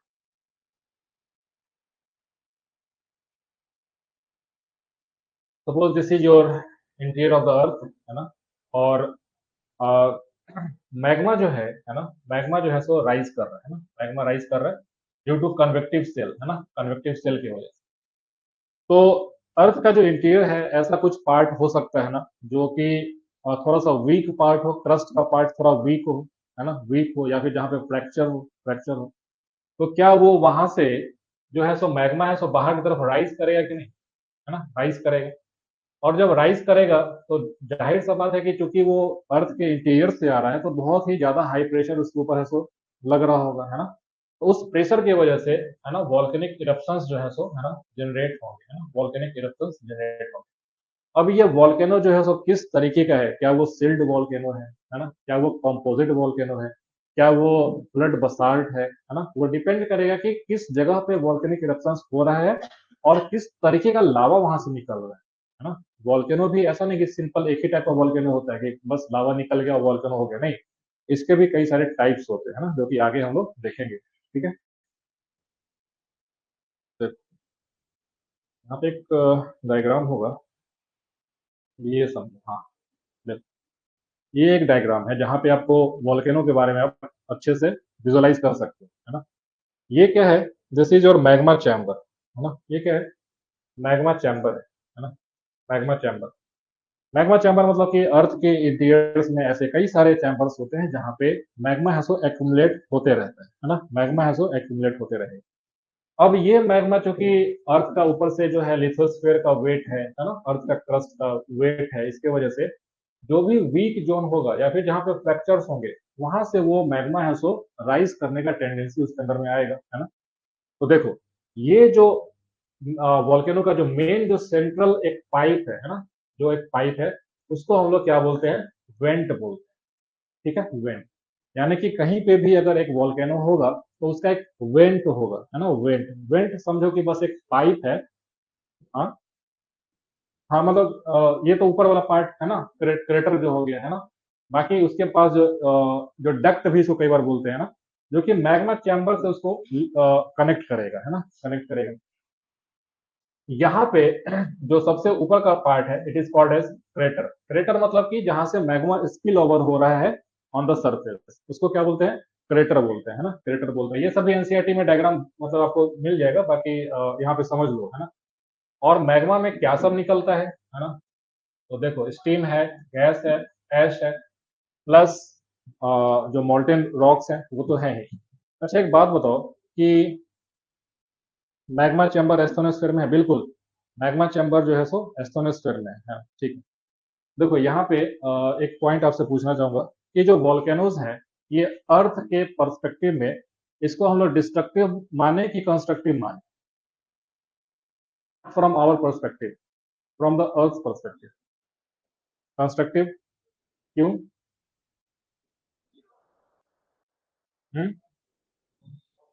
रॉक का फॉर्मेशन हो रहा है। देखो, आपको ये वो पहला क्लास याद करो जब हम लोग ओरिजिन ऑफ यूनिवर्स पढ़ रहे थे, या फिर दूसरे लेक्चर में, तो वहां पर मैंने आपको बताया था कि जो हमारा एंशियंट अर्थ का जो एटमॉस्फेयर था वो काफी चेंज हुआ। किस वजह से चेंज हुआ? तो क्या वहां पे आपको वॉल्केनिक इरप्शंस के बारे में मैंने बताया था कि अर्थ जो है पहले बहुत गर्म था, है ना, गर्म था, मॉल्टेन स्टेट में था, तो क्या वहां पे फ्रीक्वेंसी ऑफ वॉल्केनिक इरप्शंस काफी ज्यादा हुआ कि नहीं? तो जब वॉल्केनिक इरप्शंस होंगे उसके साथ साथ आप देखो स्टीम, गैस, है ना, कार्बन डाइऑक्साइड, नाइट्रस ऑक्साइड, है ना, और ये सब जो है सो काफी रिलीज होता था। और वो कार्बन डाइऑक्साइड इतना ज्यादा बढ़ा हमारे एटमॉस्फेयर में, जो कि कल को थोड़ा सा ठंडा होने के बाद, है ना, और H2O के साथ कंडेंसेशन होकर के क्लाउड्स बना, बारिश हुआ, फिर ओशियंस का फॉर्मेशन हुआ। ये याद आ रहा है कि नहीं लेक्चर? जो पहला क्लास से होगा क्लास में उसको ये याद आ रहा हो। उसके बाद अभी जो वॉल्केनिक्स जो है, वॉल्केनो जो है, ये जो भी लावा का फ्लो होता है ना, ये जो लावा का फ्लो होता है, यही लावा का जो कंडेंसेशन होगा, है ना, ठंडा होकर के कंडेंसेशन होगा, कंडेंसेशन होगा, तो क्या इसके वजह से न्यू क्रस्ट का फॉर्मेशन होगा कि नहीं? न्यू क्रस्ट का फॉर्मेशन होगा कि नहीं? तो बताओ कि अर्थ का अगर आप बात करते हो, अर्थ के पर्सपेक्टिव से बात करते हो, तो वॉल्केनोज जो है और इसके जो इरप्शंस हैं, क्या वो कंस्ट्रक्टिव इन नेचर हो गया कि नहीं? कि जहां पे भी अर्थ पे न्यू क्रस्ट का फॉर्मेशन होगा, न्यू क्रस्ट मतलब कि बिल्कुल हॉट मोल्टेन मैग्मा आएगा और वो ठंडा होकर के क्रिस्टलाइन इग्नियस रॉक बन जाएगा। तो इग्नियस रॉक क्या है? बेसिकली क्रस्ट का हिस्सा है, हमारे कॉन्टिनेंटल क्रस्ट का हिस्सा है, ओशनिक क्रस्ट का हिस्सा है, दैट मीन्स की these are these volcanoes play constructive role in the formation of new crust on the earth's surface. समझ में आ गया? अब देखो यहाँ पे मैग्मा जो है, आपको एक क्लास शायद कल वाले क्लास में मैंने आपको बताया था, है ना, ध्यान से सुनना। कल वाले क्लास में मैंने आपको बताया था कि जो मैग्मा है वो किस रेट से कूल होगा उसके ऊपर डिसाइड होता है कि वो इग्नियस रॉक का कैसा टाइप, है ना, बताया था मैंने कि वो बसाल्ट है या फिर वो ग्रेनाइट है ना। तो एक बात बताओ, मैं आपको यहाँ पे दो पॉइंट बताऊंगा, दो पॉइंट ए और बी, आपको बताना है कि वो रेट ऑफ कूलिंग कहाँ पे ज्यादा है, यानी कि वो जल्दी ठंडा होगा, है ना, दो पॉइंट, है ना। एक पॉइंट ये रहा, ए पॉइंट इसको बोलते हैं, और दूसरा पॉइंट बी है। तो आपको बताना है कि कौन सा पॉइंट है जहाँ पे मैग्मा ये भी है, मैग्मा उधर भी है, मैग्मा का रेट ऑफ कूलिंग है सो फास्ट है, ए पे कि बी पे? ए पे कम है, फास्ट है। ए पे जल्दी, ए पे जल्दी ठंडा होगा, है ना, क्योंकि वो बाहर एटमॉस्फेयर में आ गया है ना। लेकिन ये जो पार्ट है अर्थ के इंटीरियर में, अभी हमने देखा था कि अर्थ के इंटीरियर में क्रस्ट वाले हिस्सा में एक किलोमीटर डेप्थ पे 30 डिग्री सेल्सियस का इंक्रीज होता है। तो सपोज कि ये नीचे जो मैग्मा चैम्बर जहाँ पे इंक्लूड कर रहा है, सपोज कि 100 किलोमीटर पे है, तो क्या वहां का टेम्परेचर काफी ज्यादा है कि नहीं? तो अगर ये मैग्मा यहाँ पे ब्लॉक हो गया, सपोज कि इसे कोई भी क्रैक्स यहाँ से नहीं मिला, और यहीं के केस में ये मैग्मा जो है सो धीरे धीरे ठंडा होने लगेगा, तो क्या ये काफी स्लोली ठंडा होगा कि नहीं? ठंडा स्लोली होगा। तो ये जो रॉक बनेगा ना, ये ग्रेनाइट रॉक होगा, ग्रेनाइटिक होगा। समझ में आ गया? ग्रेनाइटिक। और ये ऊपर का जो मैग्मा जो है, ये बाहर का जो मैग्मा जो कि रेट ऑफ कूलिंग फास्टर है, ये कैसा होगा? बसाल्ट होगा, बसाल्ट होगा। अब एक बात बताओ, बसाल्ट है ना, अगर कभी ऐसा मैग्मा फ्लो हो रहा होगा तो सबसे ऊपर और सबसे जल्दी कौन सा मैग्मा आएगा, जिसका विस्कोसिटी ज्यादा है या फिर जिसका विस्कोसिटी कम है? जाहिर सा बात है, जिसका विस्कोसिटी कम है, जो ज्यादा लिक्विड है, वो ज्यादा क्रैक्स के थ्रू मूव करेगा, है ना। सपोज कि अगर जैसे कि कोई पिचकारी है ना, पिचकारी में आप पानी गोली में आप भरते हो, है ना, अब उसमें क्या करो कि शहद भर दो, है ना, और फिर पिचकारी को दबाओ, तो जल्दी इजिली कौन निकलेगा? जो रंग है आपका पानी वाला वो निकलेगा। तो वही चीज यहाँ पे सोचो कि अर्थ के अंदर तो मैग्मा में बहुत सारे कॉन्स्टिट्यूएंट्स हैं, है ना, इसमें मेटेलिक कॉन्स्टिट्यूएंट्स भी है, सिलिका भी है, सब कुछ है। तो जो बाहर निकलेगा वो सबसे ज्यादा टेंडेंसी किसका होगा जल्दी बाहर आने का? जो कि ज्यादा फ्लूइड है ना, जिसका विस्कोसिटी कम है। तो वैसे कॉन्स्टिट्यूएंट्स जो मैग्मा का है वो बसाल्ट के तौर पे बाहर निकलेगा। समझ में आ गया? ठीक है। और जो विस्कस रह गया, जो उतना इजिली फ्लो नहीं कर पाया, वो अर्थ के इंटीरियर्स में ही अपना रास्ता ढूंढते, मतलब जिंदगी गुजार देगा, उधर ही ठंडा हो जाएगा, है ना। तो वो बनेगा हमारा इंट्रूसिव लैंडफॉर्म्स, है ना। इंट्रूसिव लैंडफॉर्म्स, इंट्रूसिव का मतलब कि अर्थ के इंटीरियर्स के अंदर में ही वो जो मैग्मा है वो सॉलिडिफाई हो गया, है ना। तो उसको हम लोग किस तरह का रॉक्स बोलते हैं? तो देखो, जो बाहर में जो सॉलिडिफिकेशन होगा ना रॉक्स का, बाहर में, उसको बोलते हैं वॉल्केनिक रॉक्स, है ना। दैट इज बेसिकली जनरल, एक जेनरिक टर्म यूज करते हैं, वॉल्केनिक रॉक्स। वॉल्केनिक रॉक्स, जाहिर सा बात है कि वॉल्केनिक इरप्शंस के बाद जो ठंडा होगा वॉल्केनिक रॉक्स होगा। लेकिन इसका क्या, जो यहाँ पे ठंडा हो गया, है ना, इस वाले रीजन में ठंडा हो गया, इसको बोलते हैं प्लूटोनिक रॉक्स। क्या बोलेंगे? प्लूटोनिक रॉक्स, है ना। तो याद रखना, these are the plutonic rocks, these are the plutonic rocks. अब ये जो प्लूटोनिक रॉक्स है ना, इसके कई वेराइटी हो जाता है, जैसे कि, है ना, ये लैकोलिथ, लैकोलिथ होता है, एक बैथोलिथ होता है ना, सिल्स होते हैं, डाइक्स होते हैं। These all are the names of your plutonic rocks. These have formed by the solidification of the magma within the earth's interiors, है ना, समझ में आ गया? है ना, जैसे कि अगर सपोज ये वर्टिकल राइज किया तो उसको हम लोग डाइक बोल देते हैं। अगर ये हॉरिजेंटल मैग्मा ऐसे जाके ठंडा हो गया उसको सिल बोलते हैं। अगर ऐसा कुछ मशरूम शेप का कुछ बन जाएगा उसको हम लोग लैकोलिथ बोलते हैं, लैकोलिथ बोलते हैं, है ना। यहीं पे एक बैथोलिथ होता है, बैथोलिथ थोड़ा सा और बड़ा समझो कि सपोज ये यहाँ पे कुछ ऐसा, है ना, ऐसा डोम, डोम शेप, है ना, DOM, है ना, गुम्बद, डोम शेप्ड, अगर सपोज कि कोई अर्थ के इंटीरियर में कैविटी था, वहां पे मैग्मा है सो जाकर के, है ना, फिल होने के बाद और वो सॉलिडिफाई हो गया, उसको हम लोग क्या बोलेंगे, बैथोलिथ्स बोलते हैं, है ना। स्पेलिंग क्या है, BATHO, बैथोलिथ्स। ये आपके एनसीईआरटी में भी दिया गया है ना, लेकिन एनसीईआरटी में ऐसा डायग्राम आपको क्लियर नहीं दिखेगा, इसलिए अगर आप ये थोड़ा समझ लिए, आइडिया लग गया, अब आप एनसीईआरटी पढ़ोगे तो आपको अच्छे से क्लियरिटी वहां पे मिल जाएगा, है ना। तो नेक्स्ट हम लोग देखते हैं, हालांकि वो उसका डिस्क्रिप्शन मैंने ऐड कर दिया है ना, ये सभी देखो, है ना। चलो जादू हो गया, ठीक है। तो plutonic rocks, plutonic rocks, these are the intrusive forms, है ना, इंट्रूसिव फॉर्म्स। दूसरा होगा एक्सट्रूसिव फॉर्म्स। एक्सट्रूसिव फॉर्म्स मतलब कि वॉल्केनिक रॉक्स, जो कि बाहर मैग्मा आकर के ठंडा होगा, जो अर्थ के इंटीरियर में ही ठंडा हो जाएगा, उसको हम लोग प्लूटोनिक रॉक्स या फिर इंट्रूसिव फॉर्म्स बोलेंगे, है ना। तो बैथोलिथ है ना, बैथोलिथ है। बैथोलिथ क्या है, it is a large body of magmatic material that pulls in the deeper depth of the crust, है ना। सभी अर्थ के इंटीरियर में ही ठंडा होगा, deeper depth of the crust which develops in the form of large domes, है ना, मैंने आपको जस्ट बताया, डोम शेप्ड होता है। They appear on the surface only after the denudational processes remove the overlying materials. तो देखो, जैसे बोलते हैं ना कि तहखाने में से खजाना निकला, है ना, तो बैथोलिथ है सो कभी अर्थ के इंटीरियर्स में फॉर्मेशन हो गया होगा, और उसके ऊपर का सरफेस पे सपोज कि इरोजन, है ना, धीरे धीरे इरोजन होना स्टार्ट हुआ, तो वो दिखने लगेगा, समझ में आ गया। तो वो हमें अर्थ के उस पे क्रस्ट पे कई बार जो है उभरता हुआ दिखता है ना, dome shape, that is basically batholith. यानी कि बैथोलिथ जो है उसके ऊपर का जो मटेरियल था, वो over the period of time है सो इरोड करके हट गया, तब वो दिखने लगेगा, है ना। तो वही स्टेटमेंट यहाँ पे लिखा हुआ है ना। अब ये बताओ कि बैथोलिथ जो है सो कैसा होगा, तो ग्रेनाइटिक बॉडी होगा कि नहीं, ग्रेनाइट होगा कि नहीं। ग्रेनाइट मतलब कि जो भी अर्थ के इंटीरियर्स के अंदर में अगर ठंडा हो रहा है ना, रॉक्स में अगर फॉर्मेशन होगा, वो ग्रेनाइट होगा, है ना, और बाहर है तो बसाल्ट होगा, ठीक है। Batholiths are the cooled portion of the magma chambers, है ना। जैसे कि इसके पिछले उसमें जाओ, ठीक है, ये जो मैग्मा चैम्बर है, सपोज कि किसी वजह से, इसी वजह से ये कूल डाउन हो जाए यहाँ पे, है ना, तो ये अपने आप में जो है सो एक बैथोलिथ जो है सो बन सकता है। तो कई बार एग्जाम में आपसे पूछ सकता है कि which of the following are the intrusive land forms, which of the following are the intrusive land forms, MCQ में ऐसा ऑप्शन दे दे।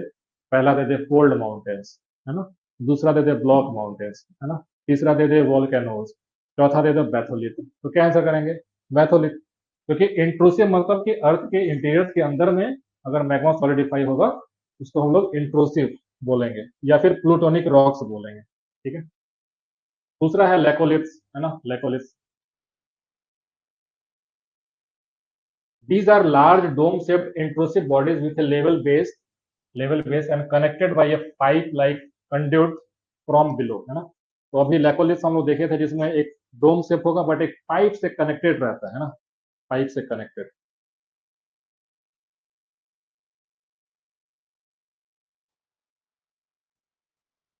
देखो, ये है लेकोलिथ, ये भी डोम शेप्ड है ना, बट यहाँ पे आप देखो तो ये पाइप से कनेक्टेड है कि नहीं, है ना, ये पाइप दिख रहा होगा। तो ये सभी आपको अभी मैग्मा के फॉर्म में दिख रहा है, बट सपोज कि ये सभी कूल डाउन हो गया, ठंडा हो गया, ये मैग्मा नहीं रहा, अब ये रॉक बन चुका है, और over the period of time अगर कभी आपको ये चीज इरोजन होने के बाद अगर दिखे, तो इस शेप में अगर दिखे कि एक पाइप ऐसा कुछ वर्टिकल है, फिर इसके ऊपर एक मशरूम शेप का रॉक जो है सो बना हुआ है, तो उसको हम लोग एज ए लेकोलिथ आइडेंटिफाई करेंगे, समझेंगे। सेम वैसे देखो, एक डाइक होता है जो कि वर्टिकल है, सिल जो है सो हॉरिजेंटल होता है ना, तो वही स्टेटमेंट आपको नीचे मिलेगा, ठीक है। ठीक है, लेपोलिथ, फैकोलिथ, सेल्स, ये सभी उतना डिटेल में मत स्टेटमेंट रटो, लेकिन कई बार अगर बीपीएससी में या फिर किसी एग्जाम में पूछ दे कि discuss the landforms formed by volcanic activities, तब आपको ये चीज वहां पे लिखना पड़ेगा एग्जाम में। अगर याद कर पाते हो तो कर लेना, है ना, बाकी मैंने आपको समझा दिया कि क्या होता है ना, डायग्राम बना के एग्जाम में कर सकते हो, इसको आप नोट डाउन कर लेना, है ना। आपके एनसीईआरटी में भी दिया हुआ है हालांकि ये चीज, है ना। हालांकि यूपीएससी में तो ऐसा सवाल नहीं आया है अभी तक, बट चूंकि एनसीईआरटी में दिया हुआ है तो वो अपने आप में एक इम्पोर्टेंट जो है हो जाता है सेक्शन। तो अगर पूछे तो ये चीज आप कम से कम ये नाम याद रखना है ना, बैथोलिथ, लेकोलिथ, लेपोलिथ। बाकी आगे थोड़ा सा मनगढ़ंत कहानी भी बना सकते हैं ना, कि ये जो है वर्टिकल होता है, ये हॉरिजॉन्टल होता है, ऐसा कुछ लिख दोगे, लेकिन नाम रहेगा तो कम से कम वो समझ जाए कि हाँ बच्चे ने शायद पढ़ा है ऐसा करके। ठीक है,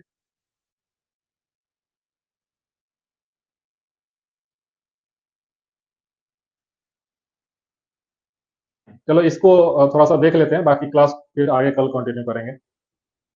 ठीक है,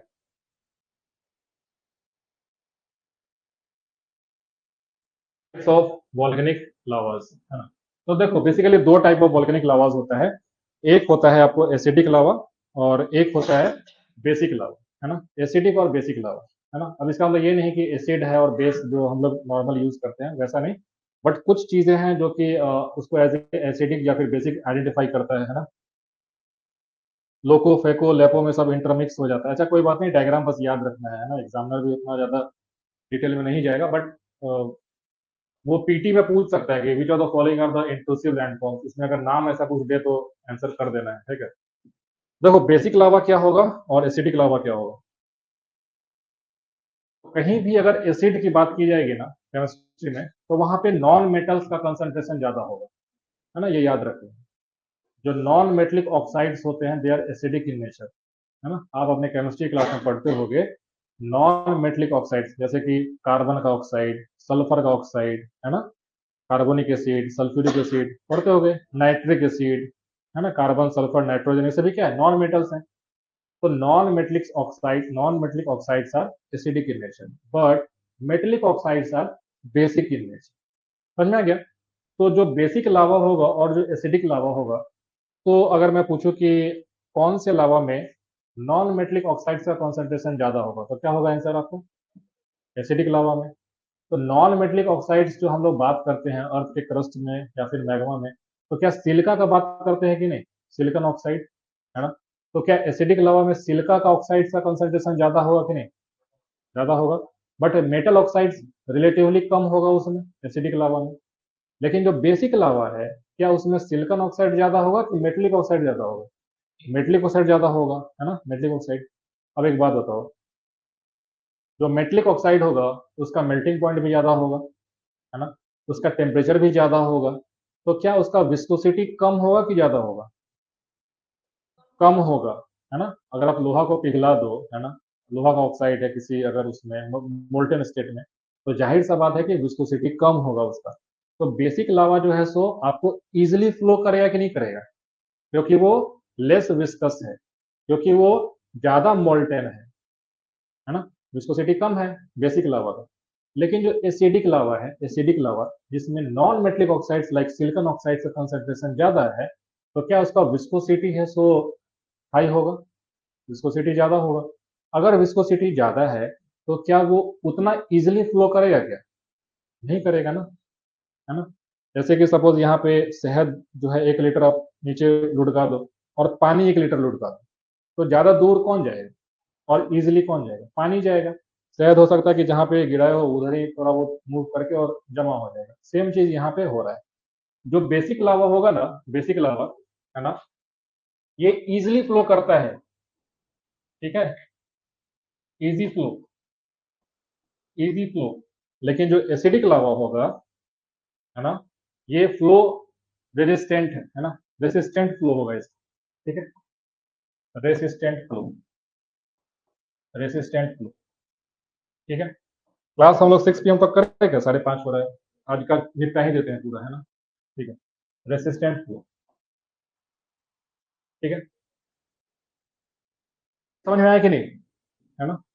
तो इसको पढ़ लो एक बार। These are the hottest lavas, temperature सबसे ज्यादा होगा, इसलिए हाईली फ्लूइड होगा, इसलिए हाईली फ्लूइड होगा, है ना। हाईली हाईली फ्लूइड का मतलब कि उसका जो मोबिलिटी जो है वो ज्यादा होगा, है ना, ज्यादा फ्लूइड है वो। ठीक है, they are rich in iron and magnesium, है ना। अब देखो जो बेसिक लावा है उसमें सबसे ज्यादा कंसंट्रेशन किसका है, आयरन का है, मैग्नीशियम का है, उसके ऑक्साइड्स ज्यादा होंगे जो कि metals, but poor in silica, जाहिर सा बात है सिलिका इसमें कम है, इस वजह से ये बेसिक लावा है ना। तो बसाल्टिक मैग्मा जो होते हैं, बसाल्टिक मैग्मा जिसका टेम्परेचर भी ज्यादा है, लो on silica and with low gas content, ये कैसा है बेसिक लावा?